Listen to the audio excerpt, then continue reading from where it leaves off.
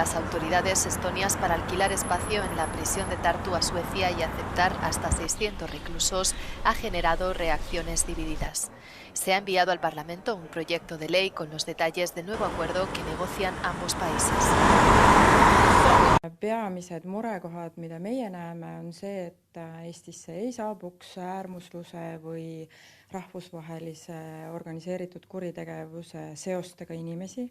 Näeme ka seda, et välisvange võivad hakata külastama isikud, kellel on seoseid äärmusluse või rahvusvahelise organiseeritud kuritegevusega. Mediante el acuerdo, Estonia espera generar al menos 30 millones de euros en ingresos adicionales, pero muchos siguen mostrándose escépticos. Me pigem ei võta vastu ka selliseid kinnipeetavaid või võtta vastu selliseid kinnipeetavaid, kes siis on naised, lapsed vanuselt, tegemist on siis kinnipeetavaga, pigem selliste isikuvastaste kuritegude eest karistatud, narkokuritegude eest karistatud inimesed, kellel puuduvad sellised võrgustumise tunnused, et kes ei tohiks kujutada siis märkimisväärset ohtu nagu Eestile tervikuna. En 2023, el número de reclusos en Estonia descendió por primera vez por debajo de los 2.000. Suecia quiere imponer medidas más duras y largas, por lo que es poco probable que el número de presos disminuya en un futuro próximo.